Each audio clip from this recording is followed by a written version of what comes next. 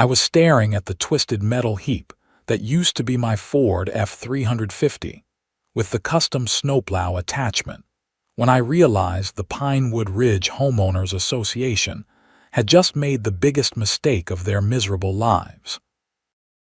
My name is Marcus Lawson, and I had lived in this upscale mountain community outside of Vail, Colorado for 8 years. I bought my property specifically because it sat at the junction where the only paved access road met the main county highway. It was strategic, isolated, and perfect for someone like me who valued privacy and ran a small snow removal business on the side. The property came with an easement that predated the HOA by 20 years, giving me full rights to park commercial vehicles on my land.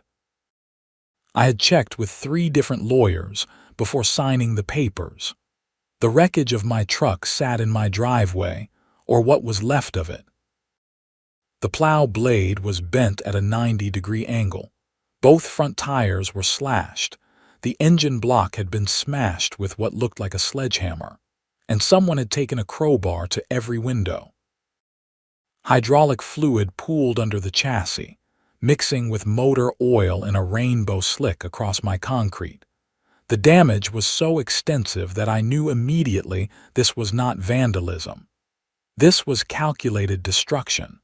I pulled out my phone and called the Summit County Sheriff's Department. While I waited, I walked around the truck, taking photos from every angle. The morning sun was just cresting over the mountains, casting long shadows across the snow-covered landscape. It was November 15th, and we had already gotten 2 feet of snow in the past week. The forecast called for another major storm system to move in within 48 hours. Deputy Chen arrived 30 minutes later, his cruiser crunching up my gravel driveway. He was a stocky man in his 40s with kind eyes that narrowed when he saw the truck. "Jesus, Marcus," he said, stepping out of his vehicle. "What the hell happened here? I went to bed at 11 last night. Truck was fine. Woke up at 6 this morning to this." I gestured at the carnage. "I think I know who did it, but I want this documented properly." Deputy Chen walked around the vehicle, taking his own photos and making notes. "This is at least $10,000 in damage. Could be felony criminal mischief depending on the total. You said you think you know who did it." "The HOA has been sending me violation notices for 3 months about parking a commercial vehicle on my property. I have an easement that predates their covenants by 2 decades. I sent them copies of the deed restrictions, talked to their lawyer, did everything by the book. Last week, their president, Brenda Whitmore, told me at the community meeting that if I did not remove the truck, they would take action." "Did she specifically threaten to destroy your property?" Chen asked, his pen hovering over his notepad. "She said, and I quote, one way or another, that eyesore will be dealt with. I have it on the recording from the meeting. HOA meetings are supposed to be recorded per their own bylaws." Chen nodded slowly. "I will need that recording. Do you have security cameras?" I shook my head. "That is my next investment. Never thought I would need them up here. Any witnesses? Anyone who might have seen or heard anything? My nearest neighbor is half a mile down the road. The Hendersons. They are in their 70s. I doubt they heard anything, but I can ask." Chen finished his report and assured me he would follow up with Brenda Whitmore and the HOA board. I gave him a copy of the meeting recording on a USB drive I had prepared, knowing this day might come. After he left, I stood in my driveway and stared at my destroyed truck for a long time. The thing about Pinewood Ridge was that it sat in a peculiar geographic pocket. The main county road serviced about 45 homes, all part of the HOA. But to reach those homes from the highway, you had to pass through my property via the easement road. The county maintained the highway, but the internal roads belonged to the HOA. They were responsible for plowing, grading, and maintaining everything past my property line. And here was the beautiful irony that was just starting to dawn on me. The HOA had contracted with me for the past 6 winters to plow their internal roads. I was the only snow removal service within 30 miles who was willing to handle their steep, winding roads for a reasonable price. My destroyed truck was the same one I used to keep their streets clear. I pulled out my phone and called Brenda Whitmore. She answered on the 3rd ring, her voice saccharine sweet. "Marcus, what can I do for you this morning? Someone destroyed my snowplow truck last night. The sheriff is investigating it as a felony. I am calling to inform you that I will not be able to fulfill my snow removal contract with the HOA until I can get a replacement vehicle, which could take weeks." There was a long pause. "Are you suggesting the HOA had something to do with your vehicle damage?" "I am not suggesting anything. I am stating facts.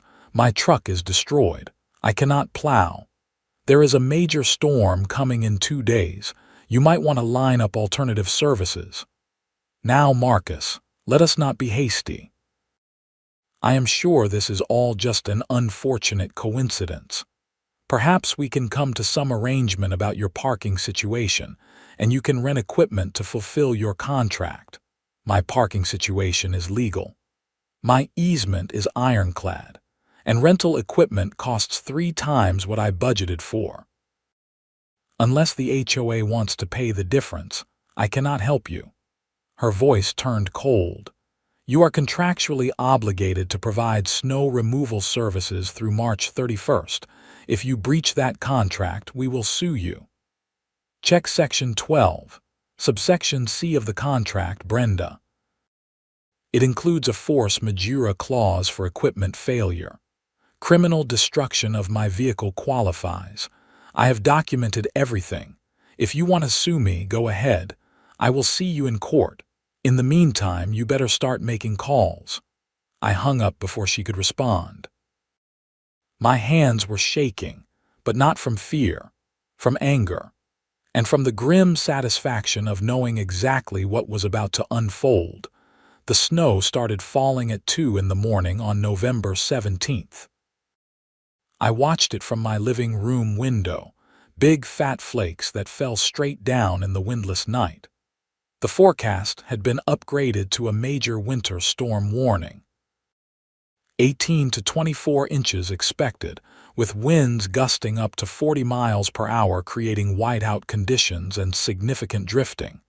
My phone started ringing at 7 in the morning. I let it go to voicemail. Then it rang again, and again. By 9 o'clock, I had 14 missed calls and 23 text messages, all from residents of Pinewood Ridge. The messages ranged from polite requests to panicked pleas. Nobody could get out. The HOA roads were buried under 2 feet of snow and counting. The county had plowed the highway, but the access road through my property and all the internal HOA streets were impassable. I made myself breakfast. Eggs, bacon, toast. I took my time. My own driveway had a heating system installed underneath it, snow melting on contact. One of the benefits of my easement property was that I had planned for self-sufficiency. I had a backup generator, 3 months of food storage, and my own well. I could wait out a month-long siege if necessary. At 10:30, someone started pounding on my door. I looked through the window and saw Brenda Whitmore standing on my porch, snow clinging to her designer winter coat. Her face was red, though whether from cold or anger I could not tell. I opened the door but did not invite her in.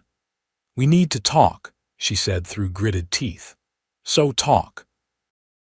You need to plow the roads. People cannot get to work. We have medical emergencies. The Johnson's daughter is supposed to fly out today for her wedding." "That sounds like a problem. Have you contacted an alternative snow removal service?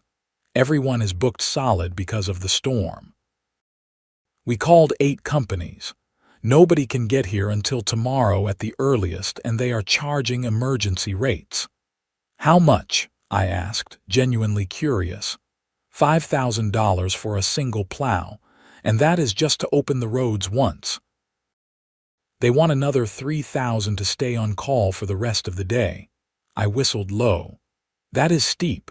My contract with you was what, $1,200 for a full storm cycle, which is why you need to honor that contract. Cannot, no truck. We discussed this. Brenda's face contorted into something ugly. You did this on purpose. You destroyed your own truck to get out of the contract and extort us. I leaned against the door frame, letting the accusation hang in the air for a moment. That is a serious claim, Brenda. Do you have any evidence? Because the sheriff's department is currently investigating the destruction of my truck as felony criminal mischief. If you are accusing me of insurance fraud and filing a false police report, you better be able to back that up. She sputtered, her breath coming out in angry puffs of white vapor. This is absurd. You are holding the entire community hostage. I am doing no such thing. I am sitting in my house minding my own business. You are welcome to access the county road via my easement anytime you want. On foot. The easement is for right-of-way access, not guaranteed snow removal. That was a separate contract which I can no longer fulfill due to criminal destruction of my equipment. We will sue you into oblivion. Get in line. Now, if you will excuse me, my coffee is getting cold. I closed the door in her face. Through the window, I watched her stomp back to her Range Rover, which was parked at an angle in my driveway. She tried to back out, but her wheels spun uselessly in the deepening snow. She gunned the engine, fishtailing wildly before finally gaining enough traction to lurch back toward the buried HOA roads. She made it about 200 feet before getting stuck in a drift. I watched her try to rock the vehicle back and forth for 5 minutes before she gave up and started walking back toward the development. The snow was falling so hard I lost sight of her after 100 yards. By noon, the storm had intensified. Wind howled around my house, driving snow into massive drifts. I estimated we had already gotten close to 15 inches, with another 12 to 18 hours of heavy snowfall ahead. The HOA roads would be completely buried. Some of those drifts would be 4 or 5 feet deep in places where the wind funneled between houses. My phone continued to ring. I continued to ignore it. Around 2 in the afternoon, I saw someone on a snowmobile attempting to navigate down from the development. They made it to my property line before getting bogged down in the deep powder. The rider dismounted and trudged the rest of the way to my house on foot. This time it was Gerald Winters, the HOA vice president and a semi-retired executive who spent most of his time golfing and telling everyone about his Harvard MBA.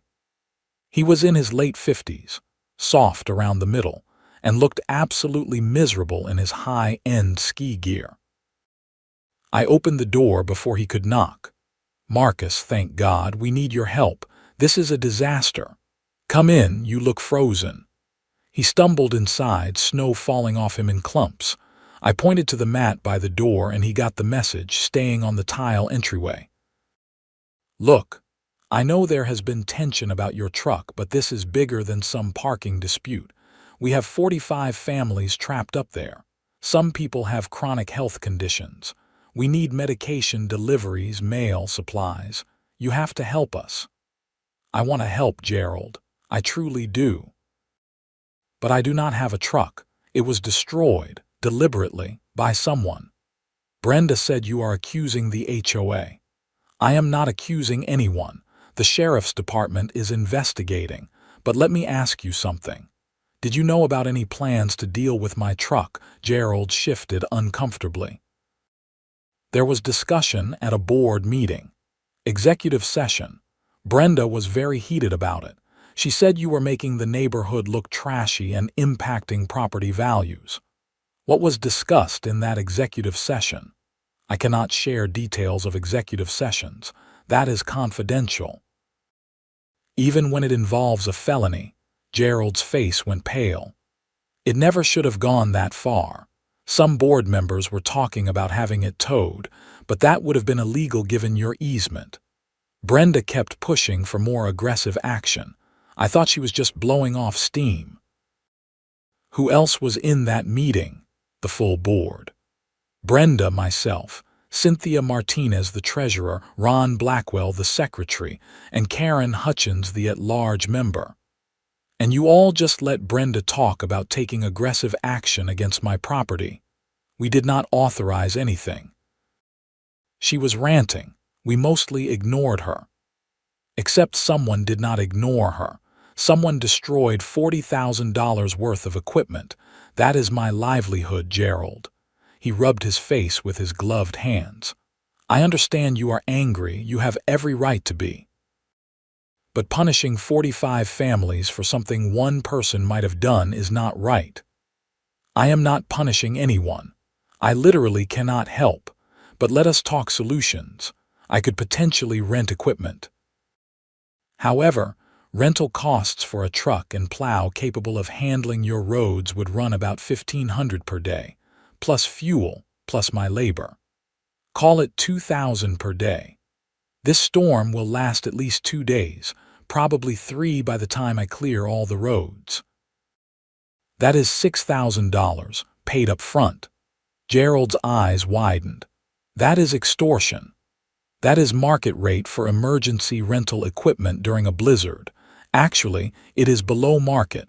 I am not even charging for the emotional distress of having my property destroyed.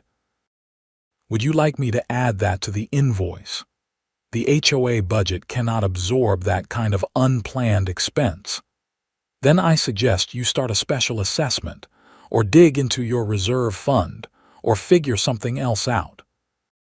Because I am not working for free, and I am not extending credit to an organization that just cost me $40,000. We do not know for certain the HOA was responsible. Then you should hope the sheriff's investigation clears that up quickly. Gerald left without another word. I watched him struggle back to his snowmobile, taking nearly 20 minutes to dig it out and get it running again. The machine disappeared into the white curtain of falling snow, and I was alone again. The storm raged through the night. I slept fitfully, waking every few hours to check the accumulation. By dawn on November 18th, we had received 26 inches of snow. The wind had finally died down, leaving behind a pristine landscape of white drifts and frozen silence. My phone had stopped ringing sometime around midnight. Now it sat dark and quiet on my kitchen counter. I made coffee and watched the sunrise paint the mountains pink and gold. At 8:30, a Summit County Sheriff's Department SUV pulled into my driveway, followed by a second vehicle. Deputy Chen emerged, along with another officer I did not recognize. "Morning, Marcus," Chen called out. "Got some updates for you. Mind if we come in, please?" The 2 officers stamped snow off their boots and entered. The second officer was introduced as Detective Sarah Morrison from the county's Criminal Investigations Division. "We executed a search warrant at Brenda Whitmore's residence early this morning," Morrison said without preamble. "Found some interesting things. Sledgehammer with paint transfer matching your truck, crowbar, receipts for spray paint that matched the graffiti on your vehicle, bolt cutters likely used on your fence to gain access. She was not very good at hiding evidence." I let out a breath I had not realized I was holding. So it was her. Her and one other person. Security footage from a neighbor's camera caught 2 people approaching your property around 2 in the morning on the 15th. We enhanced the images. It was Brenda Whitmore and Karen Hutchins. We arrested both of them this morning. They are being charged with felony criminal mischief, conspiracy, and trespassing. Bail hearing is this afternoon. Karen Hutchins, I repeated. She is on the HOA board. We are aware. This is going to get messy. A lot of people up there are pretty unhappy right now, and having their HOA president and an at-large board member arrested for destroying your property is going to make things messier. Have they confessed? Hutchins broke pretty much immediately, said it was all Brenda's idea. Claimed she just went along with it because Brenda convinced her you were destroying property values and making the community look bad. Said they were going to file an insurance claim to cover getting you a new truck after you agreed to move it off the property. Whole thing was cockamamie from start to finish. What about Brenda? Morrison's expression hardened. She is not talking, lawyered up immediately, but Hutchins gave us everything. Text messages, planning conversations, the works. We have a solid case. After the officers left, I sat in my kitchen for a long time. Part of me felt vindicated. The people who had destroyed my livelihood were going to face consequences. But another part of me felt oddly hollow. This whole situation was so stupid, so unnecessary. All because of a parking dispute and someone's obsession with appearances. Around noon, my phone rang. Unknown number. I answered cautiously. Mr. Lawson, this is Edward Martinez. I am an attorney representing the Pinewood Ridge Homeowners Association. Well, what is left of the board anyway? I understand you have been approached about providing emergency snow removal services. That is correct. I would like to discuss terms. The board is prepared to issue a formal apology for the actions of Miss Whitmore and Miss Hutchins, which were taken without board authorization or knowledge. They are also prepared to compensate you for the destruction of your vehicle and any related damages. In exchange, we would like to negotiate a new snow removal contract with favorable terms for both parties. I am listening. The board is prepared to pay fair market value for your destroyed vehicle, which we estimate at $42,000 based on the equipment and modifications. They will also cover all rental equipment costs for the remainder of the season at your cost, plus 15%. For the immediate crisis, they are authorizing payment of $6,000 for emergency snow removal over the next 3 days, with equipment rental fully covered. And what do they want in exchange? Your agreement not to pursue civil litigation against the HOA as an entity. Miss Whitmore and Miss Hutchins will face criminal charges, and you would be free to pursue civil claims against them personally. But the HOA as an organization would be held harmless. The board members who were not involved do not want to see the community financially devastated by this situation. I thought about it. $42,000 for the truck was fair. The rental coverage and emergency pay would actually put me ahead financially. And pursuing the HOA itself would mean going after my neighbors, most of whom had nothing to do with this mess. I want it in writing. Full payment for the vehicle within 30 days. Rental coverage guaranteed through March 31st with payment on a weekly basis. The $6,000 for emergency work paid before I start.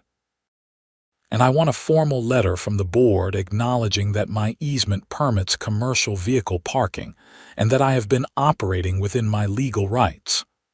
I can draft that agreement and have it to you by end of business today. Then we have a deal. Excellent. How soon can you begin snow removal? I need to secure rental equipment. Given the storm and demand, it might take until tomorrow morning, but I will start as soon as I have a truck. After hanging up, I started making calls. Most rental places were tapped out, but I finally found an equipment yard in Silverthorne that had a 3/4-ton pickup with a plow attachment available. It was not as good as my F350, but it would get the job done. They wanted $800 per day. I told them to hold it and that I would pick it up first thing in the morning. The agreement from Attorney Martinez arrived via email at 4:30 that afternoon. I read through it carefully, marked up a few clauses, and sent it back. We went through 2 more rounds of revisions before I signed electronically at 7 that evening. The HOA treasurer, Cynthia Martinez, who I learned was the attorney's wife, transferred $6,000 to my business account by 8. I picked up the rental truck at 6 the next morning. The roads down to Silverthorne were clear, the highway crews having worked around the clock. By 8, I was back in Pinewood Ridge and starting the long process of clearing the buried streets. It took 3 full days. The snow was heavy and wet, perfect for packing into enormous drifts. Some sections of road had accumulated 4 feet of snow where the wind had created natural funnels. I worked 12-hour shifts, stopping only to refuel and grab quick meals. The residents were grateful, almost embarrassingly so. People brought me coffee, sandwiches, and baked goods. Several tried to give me cash tips, which I politely declined. Most apologized for the situation, distancing themselves from Brenda and Karen's actions. A few were still icy, clearly believing I had somehow orchestrated this whole mess, but they were in the minority. By November 21st, all the roads were clear. The rental truck went back to Silverthorne, and I settled into waiting for my insurance payout and the HOA's payment. The insurance company was fast, having received a copy of the police report and photos of the damage. They cut me a check for $38,000 within a week.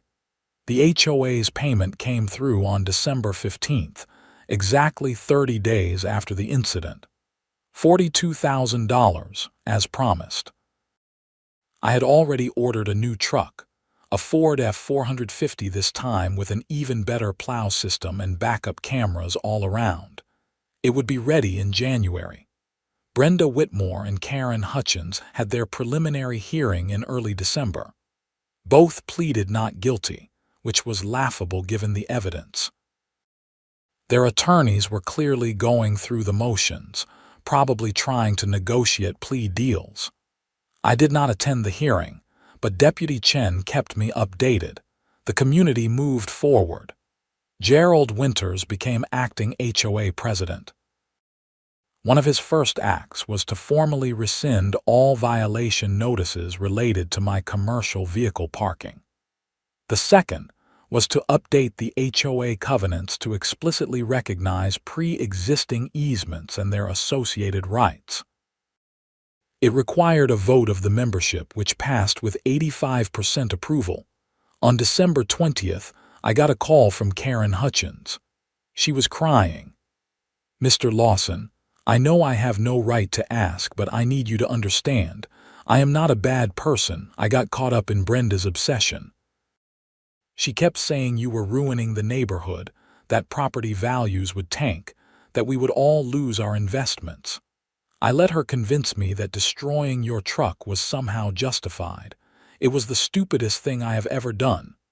"You are right," I said quietly. "You had no right to call me, but I appreciate the apology.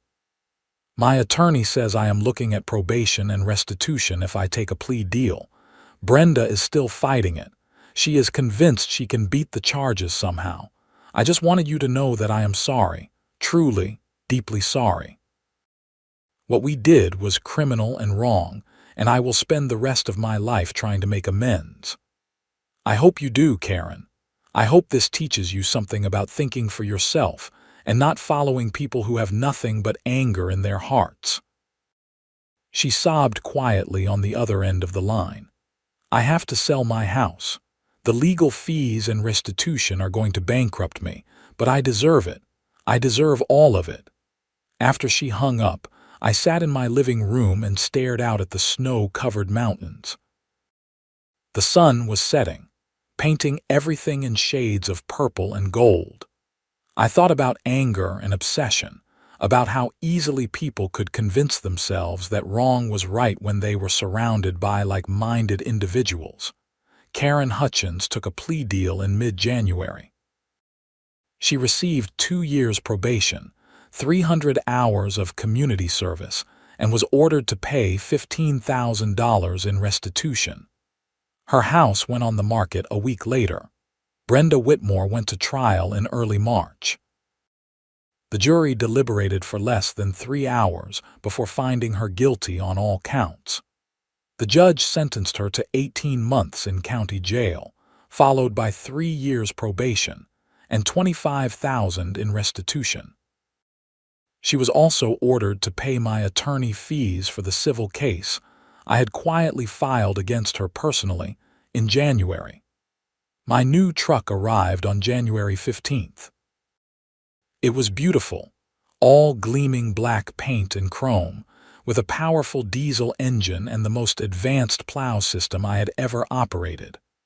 I parked it prominently in my driveway, right where the old truck used to sit. The winter was brutal that year.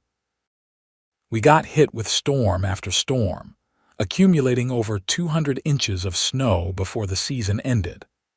I plowed the Pinewood Ridge roads dozens of times, always paid on schedule, always treated with respect by the residents. In April, after the last of the snow had melted, Gerald Winters stopped by my property. He was carrying a bottle of expensive scotch and wearing an apologetic smile. "I wanted to thank you," he said, "for not burning the whole community to the ground over what happened. You would have been justified. What purpose would that serve? Most of the people up there had nothing to do with it. Still, you showed a lot of grace." He handed me the bottle. "This is from the board. Well, the new board. We cleaned house after everything went down. Brenda and Karen are gone, obviously. Ron Blackwell resigned out of embarrassment. We have 3 new members who actually care about the community rather than just controlling it. That is good to hear. I also want to let you know that we are updating the HOA bylaws, creating better oversight, term limits for board members, requiring approval from membership for any disciplinary actions, trying to make sure nothing like this ever happens again. Gerald, can I ask you something? How did Brenda become so obsessed with my truck?" "It was just a vehicle parked on private property. Why did she care so much?" He sighed and looked out at the mountains. "Honestly, I think it was about control. Brenda moved up here 5 years ago after a nasty divorce. She had been some kind of executive, used to bossing people around. The HOA presidency gave her that outlet again. When you would not bend to her will, when you proved that she did not have absolute authority, it broke something in her. She could not accept that she was wrong or that someone could legally defy her, so she escalated. That is sad. It is tragic. She destroyed her own life over a parking dispute, and nearly destroyed Karen's life too." He shook his head. "Anyway, I should let you get back to your evening. Thanks again, Marcus, for everything." After he left, I opened the scotch and poured myself a small glass. I sat on my porch, watching the sunset and thinking about the strange turn my life had taken over the past 6 months. The thing was, I had not set out to teach anyone a lesson. I had not plotted revenge or deliberately left the community stranded. I had simply stood my ground when someone tried to bully me, and then protected my own interests when that person destroyed my property. The fact that it had blown up in their faces was entirely of their own making, but I had learned something too. I had learned that communities were fragile things, built on trust and cooperation. When leaders abused their power, when they let personal vendettas override common sense, everything could fall apart quickly. And I had learned that sometimes the best response to aggression was not escalation, but simply standing firm and letting the aggressor's own actions bring consequences. Summer came, and I kept myself busy with property maintenance and preparing for the next winter season. I took on a few additional snow removal contracts with neighboring communities who had heard about my professionalism during the Pinewood Ridge crisis. Business was good. In July, a moving truck appeared at Brenda Whitmore's house. I watched from a distance as workers loaded furniture and boxes. The house had sold in June, at a significant loss from what I had heard. Brenda was being released from county jail in a few months and planned to move in with her sister in Arizona. She would not be coming back to Colorado. A young couple with 2 kids bought the house. They stopped by my property in August to introduce themselves. Their names were David and Lisa Carmichael, and they were friendly and normal and completely uninterested in what I parked in my driveway. We talked about the weather and schools, and they asked if I could recommend a good mechanic. It was refreshingly mundane. Life settled into a comfortable rhythm. The new HOA board was efficient and reasonable. They maintained the common areas, organized a few community events, and otherwise stayed out of people's business. Property values actually increased, probably because word got around that the toxic leadership had been removed. On November 15th, exactly 1 year after my truck had been destroyed, I received a letter in the mail. It was from Karen Hutchins, postmarked from somewhere in Oregon. "Dear Mr. Lawson," it read, "I am writing to update you on my situation and to thank you once again for your understanding during my plea negotiations. I have moved to Portland to be near my daughter and grandchildren. I am working 2 jobs to pay off my restitution, which I will complete ahead of schedule. I attend therapy twice a week to work through the issues that led me to make such terrible decisions. I volunteer at a community mediation center, helping people resolve disputes peacefully. It is my small way of trying to give back and prevent others from making the mistakes I made. I think about what I did every single day. The guilt is crushing sometimes, but I am trying to be better, to do better. I hope you have found peace and prosperity. You deserved neither the destruction of your property nor the stress of the aftermath. Thank you for not making things worse when you easily could have. With sincere regret and hope for your continued well-being, Karen Hutchins."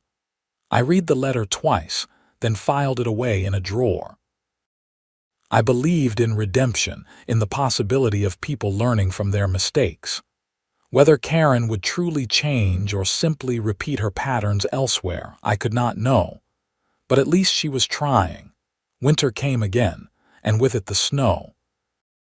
I plowed the roads of Pinewood Ridge and 3 other mountain communities, building a reputation as someone who was reliable, professional, and fair. My business grew. I hired 2 part-time helpers for the biggest storms. I bought a second truck. The irony was not lost on me that Brenda Whitmore's attempt to drive me out had actually been the catalyst for expanding my business. The publicity around the case, while embarrassing for the HOA, had made me something of a local legend. The guy who stood up to HOA tyranny and won. Other communities reached out specifically because they had heard my story and respected how I had handled it. By December, I had more work than I could handle. I hired a full-time employee, a kid named Jake who had grown up in the mountains and knew how to handle difficult driving conditions. He was enthusiastic, hardworking, and grateful for the opportunity. I taught him everything I knew about snow removal, equipment maintenance, and dealing with difficult clients. "The key," I told him one day as we were servicing the trucks, "is to never let emotion override professionalism. People will get angry. They will blame you for things outside your control. They will make unreasonable demands. But you stay calm, you do your job, and you document everything. Most problems solve themselves if you just maintain your integrity." "Is that how you dealt with the HOA thing?" he asked. "Pretty much. I knew I was in the right, so I did not back down, but I also did not escalate unnecessarily. I let the legal system work. I negotiated in good faith when it made sense, and I did not punish people who were not involved. Could I have made things a lot worse for the community? Sure. But what would that accomplish besides making me look petty?" Jake nodded thoughtfully. "My dad says you are the reason his HOA has been way more careful about how they treat homeowners. He says board members are actually reading the rules now instead of just making stuff up. I laughed. Well, I am glad something good came out of it. Christmas that year was quiet. I had dinner with the Hendersons, my elderly neighbors, and exchanged gifts with a few friends from town. It was peaceful content. I realized I had built a good life for myself in these mountains. A life that was mine on my own terms, not dictated by people who thought they had authority they did not actually possess. On New Year's Eve, I stood on my porch and watched fireworks someone was setting off higher up in Pinewood Ridge. The sky lit up with colors, reflecting off the snow. The temperature was hovering around 15 degrees, and my breath came out in white clouds. I thought about the past year, about destruction and vindication, about anger and redemption. I thought about how a simple parking dispute had spiraled into criminal charges, financial devastation for some, and unexpected prosperity for others. I thought about how fragile our sense of control really is, and how quickly our actions can have consequences we never intended. But mostly I just felt grateful. Grateful that I had stood my ground. Grateful that justice, however imperfect, had been served. Grateful that I lived in a place where the rule of law mattered more than the whims of petty tyrants. And grateful that I had a warm house, a successful business, and a future that was entirely my own to shape. The fireworks faded, leaving behind smoke trails that drifted slowly across the night sky. I finished my drink and went inside. Tomorrow would bring whatever it brought. Another day, another opportunity to build something good. And in my driveway, visible even in the darkness, sat my beautiful new truck with its professional-grade snowplow, parked exactly where it was supposed to be, where it had every legal right to be, where it would remain for as long as I saw fit. Because this was my property, my life, and my choice.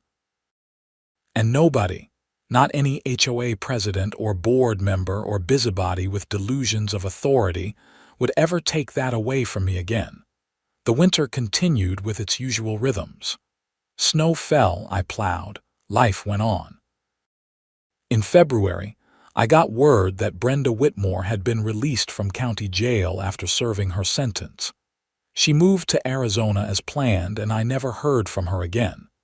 I hope she found peace, though I doubted she had learned much from the experience.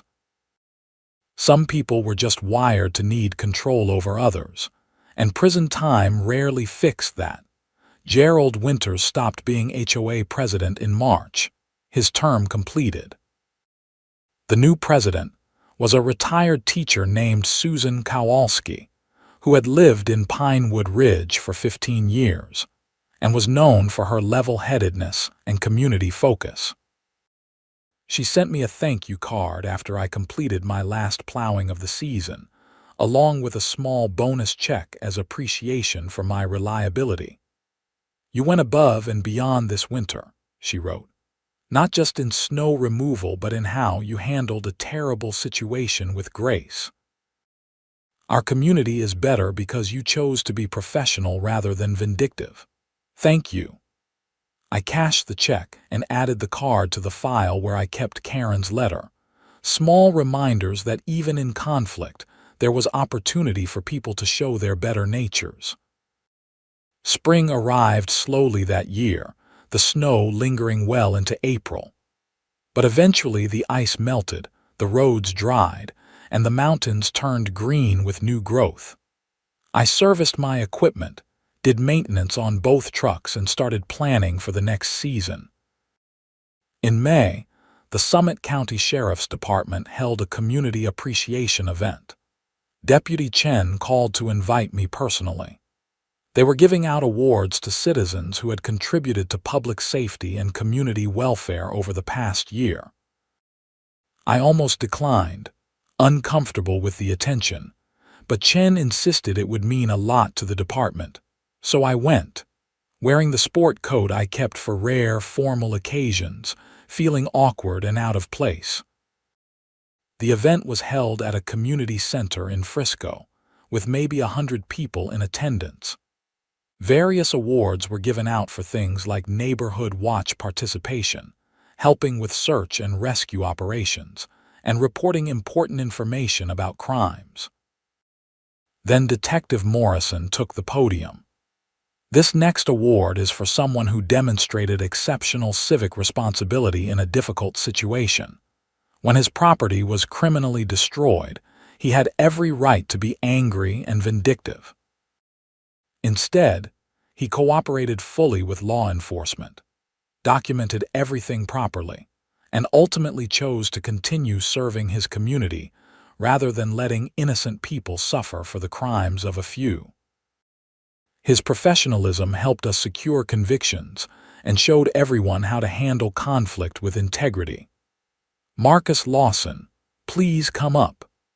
The applause was generous as I made my way to the front, shaking Morrison's hand and accepting a plaque that I would probably stick in a closet. But as I looked out at the crowd, I saw familiar faces. Residents from Pinewood Ridge and other communities I served. The Hendersons, Gerald Winters, even Attorney Martinez who had negotiated the settlement. They were all smiling, all applauding, and I realized that this moment was not really about me. It was about a community recognizing that the way we treat each other matters. That standing up to bullies is important, but so is knowing when to show grace. That justice and mercy are not opposites, but partners in building something better than what came before. I said a few words, thanking the sheriff's department and the community for their support. I kept it short because I am not much for speeches. But as I walked back to my seat, I felt something shift inside me. The anger I had been carrying, the residual resentment about what had been done to my truck and my livelihood, finally released its grip. It was over. Really, truly over. The people who had wronged me had faced consequences. The community had learned and grown, and I had built something stronger than what had been destroyed. The rest of the evening was pleasant, with good food and conversation. People wanted to hear the story, to understand what had really happened, and I found myself telling it with less emotion than before. It had become just a story now, something that happened rather than something that defined me. As I drove home that night, winding up the mountain roads under a sky full of stars, I thought about how strange life could be. How a conflict over where I parked my truck had led to criminal convictions, business growth, community reform, and ultimately, to me, standing on a stage receiving an award from the sheriff's department. If someone had told me 2 years ago that this is where I would end up, I would have laughed in disbelief. But here I was, living proof that sometimes the worst moments can lead to unexpected growth if you handle them with integrity. My property was dark when I pulled in, just the porch light cutting through the night. I sat in my truck for a moment, looking at the house I had bought 8 years ago. The house that sat at the junction of the county road and the HOA access. The house that had become the center of so much conflict simply because of where it was located. But location was destiny in a way. If my property had been anywhere else, Brenda would never have obsessed over my truck. The HOA would not have been dependent on me for winter access. The whole situation would never have developed. But because I sat at this crucial junction, everything had played out exactly as it did. I like to think there was some cosmic justice in that. The very thing that had made me a target, my strategic location, had also been my greatest protection. Geography had created the conflict, but it had also ensured that I held the power to resolve it on my terms. Inside, I hung up my coat and set the plaque on the kitchen counter. Tomorrow I would find a place for it, probably on a shelf in my office where I would see it occasionally and remember. Not the anger or the destruction, but the moment I chose to be professional instead of petty. The moment I let the system work instead of taking revenge into my own hands. That choice had made all the difference. Summer was good to me that year. Business was steady, the weather was beautiful, and I finally took a vacation, driving down to New Mexico to visit a friend from my Army days. We spent a week hiking and catching up, not talking about HOAs or snow removal or any of the drama that had consumed my life. It was exactly what I needed. When I got back in July, there was a letter waiting from the Colorado HOA Coalition, some kind of statewide organization. They wanted me to speak at their annual conference about best practices for dealing with contractor disputes. I almost threw it away, but something made me call the number listed. The woman who answered was enthusiastic. "Mr. Lawson, your case has become something of a teaching moment in HOA governance circles. The way your situation was mishandled and the consequences that followed has prompted a lot of boards to review their policies. We think hearing directly from you about your experience would be invaluable. I am not much of a public speaker. You do not need to be. Just tell your story, answer some questions. Help people understand the homeowner perspective and why following the law matters even when board members personally disagree with something." I thought about it. What is in it for me? Honestly, probably more business. A lot of HOA board members hire contractors. Having them see you as someone who is professional and reasonable, even in conflict, is good marketing. Plus, we pay a modest speaker fee and cover travel expenses. Let me think about it. I called Gerald Winters to get his take. He laughed. "Marcus, you should absolutely do it. What happened here should be a cautionary tale. If you can help even one HOA avoid making the same mistakes Brenda made, you will have done a service." So I agreed. The conference was in September, held at a hotel in Denver. I prepared a 20-minute presentation, keeping it factual and focused on the timeline of events.